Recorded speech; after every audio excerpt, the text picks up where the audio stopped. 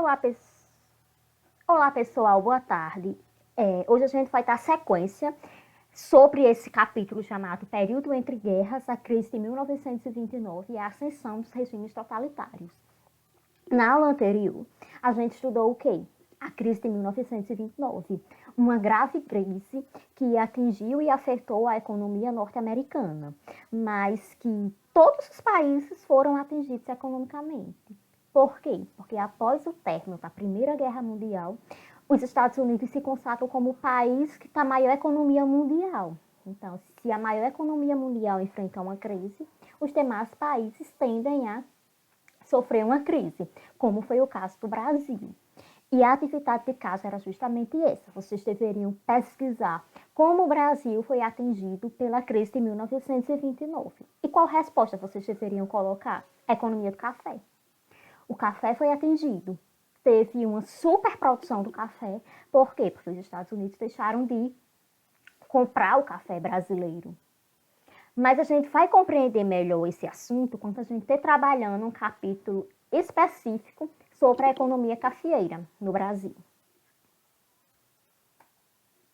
Hoje a gente vai trabalhar sobre os regimes totalitários. E quais são esses regimes? O nazismo e o fascismo. A gente não vai trabalhar a Segunda Guerra Mundial. Não, a gente vai trabalhar como se caminhou para o início dessa Segunda Guerra Mundial. Na página 79 vocês encontram. Nos países atingidos pela crise de 1929, uma onda de insatisfação e contestação populares passou a assustar as camadas dominantes e a classe média.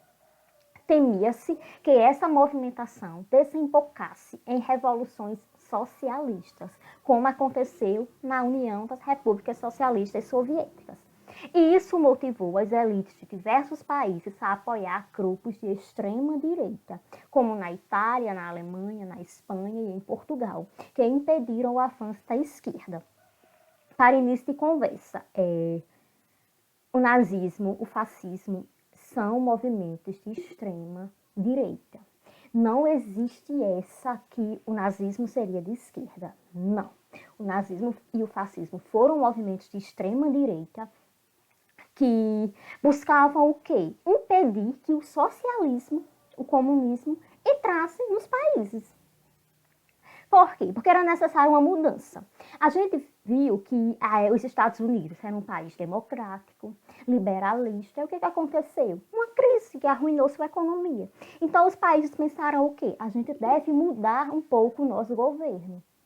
Porque se a gente continuar com a democracia, se a gente continuar sendo liberalista, o socialismo pode invadir nosso país. O comunismo pode chegar e ser implantado, como aconteceu na União das Repúblicas Socialistas Soviéticas. Então, o medo por esse comunismo fez com que muitos países adotassem esse governo de extrema direita. Eu coloquei para vocês as características dos regimes totalitários. Bem, os regimes totalitários não são características apenas em governos de extrema direita. Não. Se a gente for pensar, o governo de Stalin era um governo de extrema esquerda.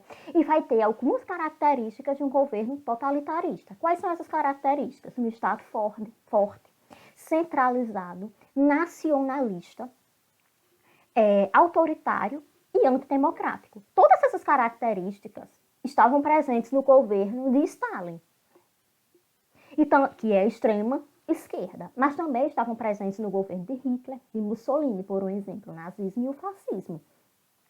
Só com uma exceção, os de extrema direita, eles são anticomunistas, e os de extrema esquerda, eles são comunistas.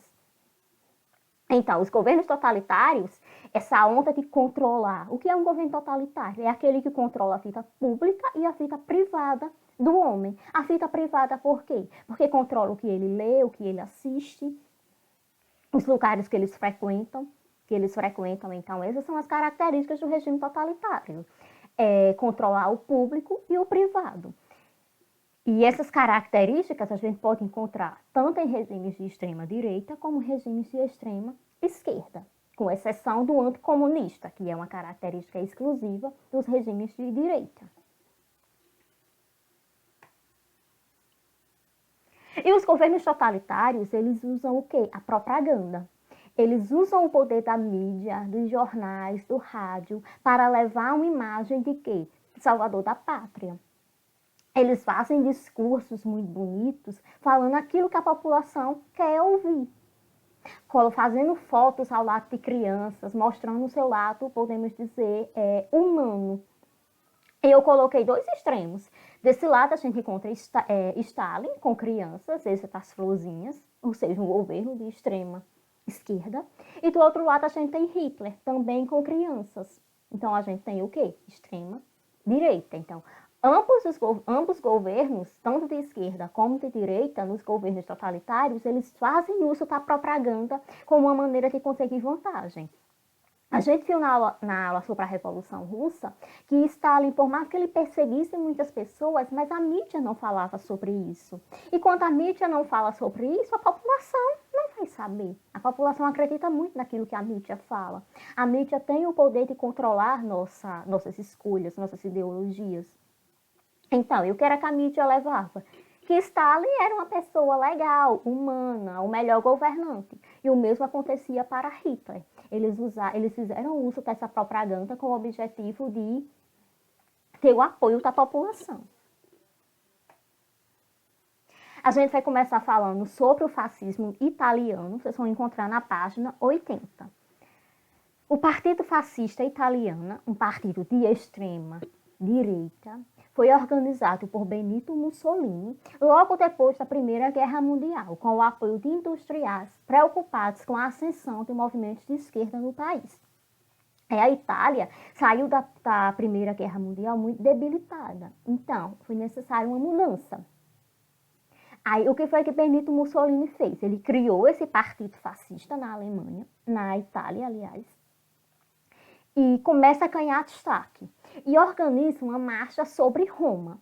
Nessa marcha sobre Roma, milhares de povos foram às ruas ouvir seu discurso. Um cara tem um discurso muito bonito, é outra característica desses regimes. Desses líderes, eles têm o poder de discurso muito bonito. Então, a população arruinada. Chega Mussolini dizendo que vai mudar a economia, vai estabelecer de volta a economia, vai recuperar a Itália. A população acredita. A população exige um cargo para Mussolini. Chegou lá para o presidente, a gente quer que Mussolini tenha algum cargo importante. E ele acabou sendo o primeiro-ministro. E na Itália funcionava um parlamento. O que é um parlamento? O primeiro-ministro tem mais poder que o próprio presidente. Então, quando ele foi colocado como primeiro-ministro, o que foi que ele começou a fazer? Implantou logo seu regime militar, sua ditadura. E quais foram as medidas que ele adotou? Extermínio dos comunistas. Ele tentou eliminar todos os comunistas que estavam levando esses ideais de esquerda para a Itália. Ele também eliminou todos os partidos foram extintos, com exceção do fascismo italiano. A gente viu isso também que Stalin na Rússia fez. Todos os partidos foram eliminados, com exceção do Partido Comunista. Então, agora só existia um partido na Itália, que era o Partido Fascista. Por outro lado, ele conseguiu sim deixar a economia da Itália estável, ele recuperou a economia italiana. Tá, gente? Eu não vou chegar aqui só falar as coisas ruins do Mussolini, mortes, perseguição, autoritarismo. Ele conseguiu deixar uma economia estável, ele conseguiu recuperar a economia italiana. Agora a gente vai falar sobre o fascismo na Alemanha. Vocês vão encontrar na página 80. Como foi que a Alemanha terminou a Primeira Guerra Mundial? Arruinada, humilhada, sendo culpada por todos os danos que ocorreu naquela guerra. A derrota alemã na Primeira Guerra Mundial e os efeitos humilhantes do Tratado de Versalhes criaram condições para o nascimento e desenvolvimento do nazismo. O movimento nazista foi organizado por Adolf Hitler, líder do Partido Nacional Socialista dos Trabalhadores Alemães, integrado por ex-oficiais e pequenos comerciantes racistas, antissemitas e anticomunistas. Quando a Alemanha saiu arruinada, surge Adolf Hitler, um jovem, falando o quê? Aquilo que a população queria ouvir. Gente, a gente foi humilhado. A gente não pode ficar assim, a gente tem que mudar essa situação. Temos que mostrar que a Alemanha tem condições de se recuperar, que a Alemanha não foi a culpada. Era isso que a população estava querendo ouvir. E a população vai encontrar em Adolf Hitler esse poder. Ele vai chegar e vai falar isso. O que pega o Partido Nacional Socialista dos Trabalhadores Alemães. Pronto, encontraram essa brecha para dizer que o nazismo seria de esquerda, porque Hitler pertencia ao Partido Nacional Socialista dos Trabalhadores Alemães. Bem, o que é que o livro didático traz para a gente? Que, embora tenha esse nome socialista no partido, eles não se identificavam com os ideais de esquerda. Por quê? Eles eram anticomunistas. Então, o nome socialista aí não tem nenhuma relação com esses ideais de esquerda. Eles eram anticomunistas, antissocialistas e pregavam o regime capitalista. Então, assim, dizer que era de esquerda não tem uma comprovação, não tem cabimento, se é que a gente pode falar assim. Então, antes de Hitler conseguir sua ascensão, chegar ao poder, ele foi preso e na cadeia ele escreveu um livro chamado Minha Luta. Nesse livro ele falava sobre o quê? Sobre seus ideais, sobre como ele construiria uma grande Alemanha, como ele trabalharia essa questão da superioridade da raça alemã. Já existia na Alemanha, gente, antes mesmo de Hitler chegar ao poder, essa ideia que a raça alemã era superior. Só que Adolf Hitler ele escreve isso, ele traz para a população como ia construir essa grande Alemanha.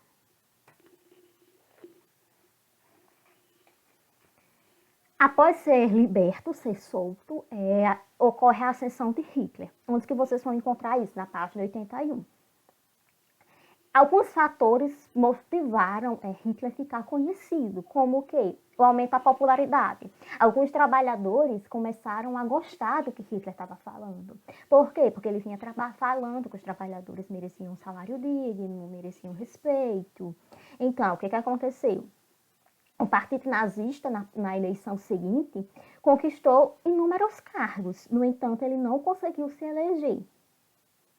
Mas a população pressionou o presidente e deu o cargo de primeiro-ministro a Adolf Hitler.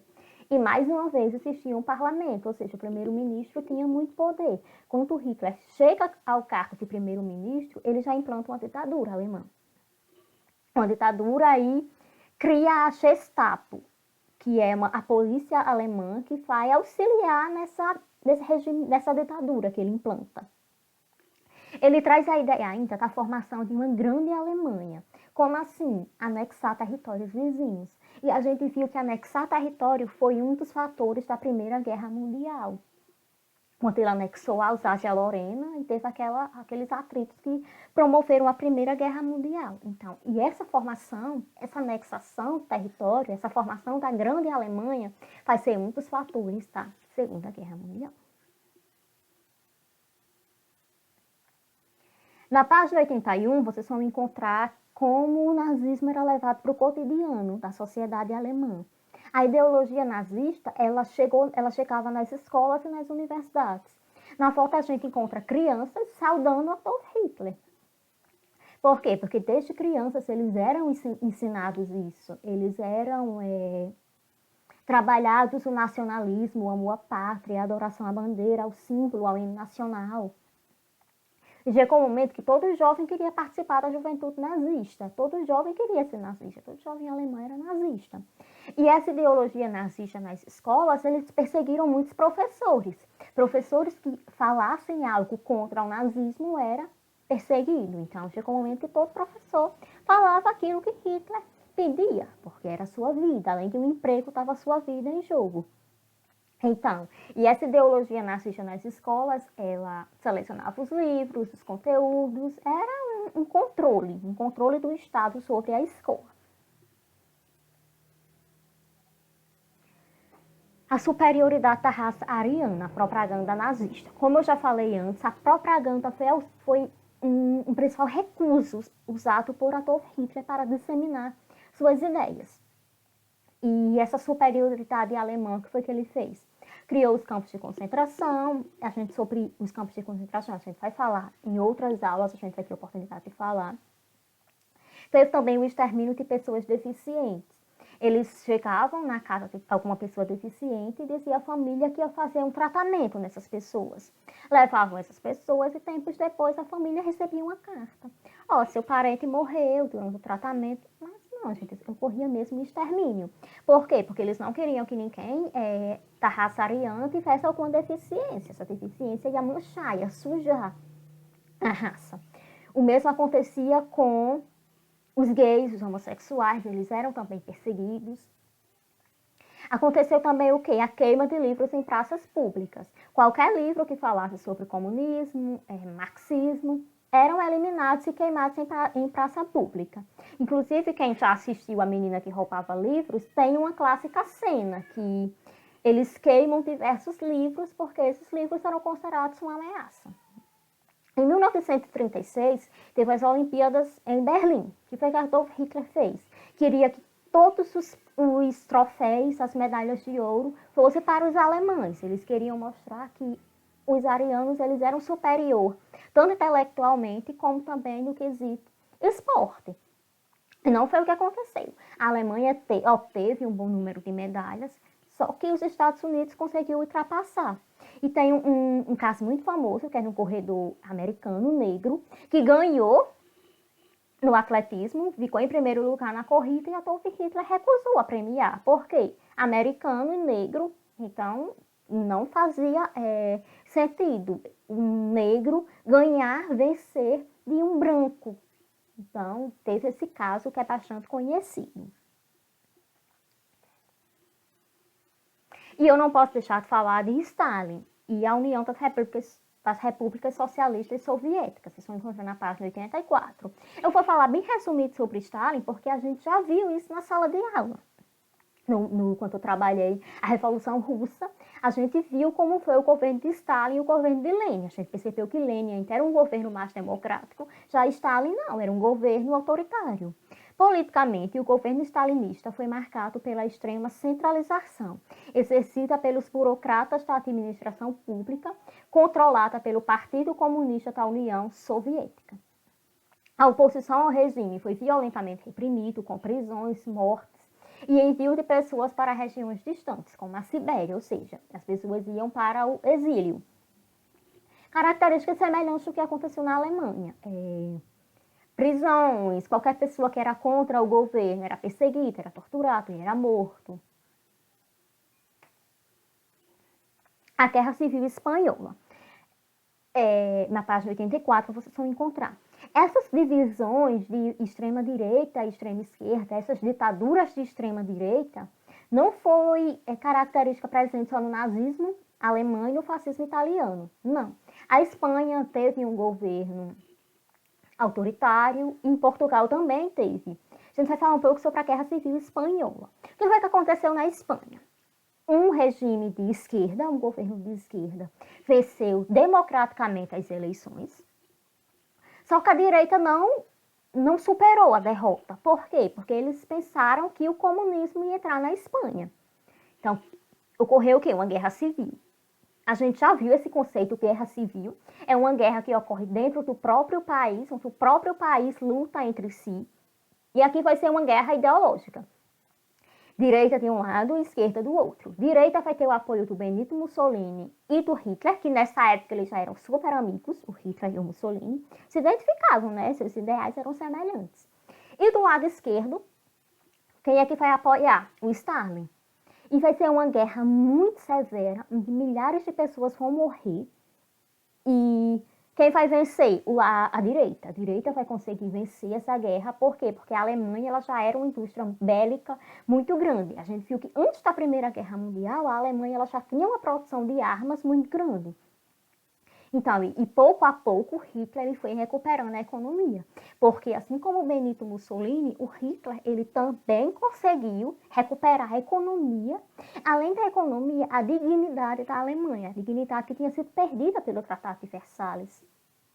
A Alemanha voltou a ser um país importante, a ter um exército importante, a sua economia crescer. Então, e ele usou de todas as armas aqui para conseguir vencer na Guerra Civil Espanhola. Armamentos muito pesados, muito fortes, foram superiores que o da esquerda. Então, a Alemanha venceu, a direita venceu essa guerra civil e implanta um regime militar na Espanha.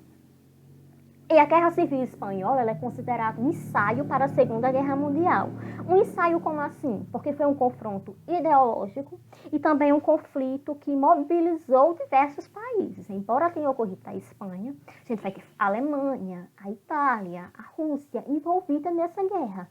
Ou seja, vai ser considerado um ensaio e também porque mostrou armas poderosas, armas capazes de destruir países, uma nação.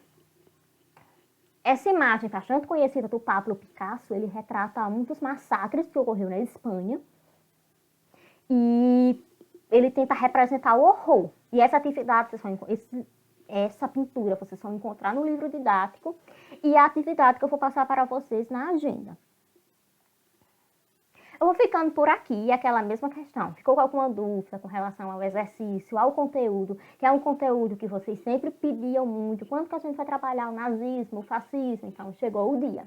Não foi como eu queria, claro que eu queria o contato com vocês, as perguntas, os questionamentos, a participação, mas infelizmente, no momento, só consegui fazer essa videoaula, então é aquela questão. Ficou com alguma dúvida, manda para o meu WhatsApp, que assim que eu conseguir, eu respondo para vocês. Tchau, galera!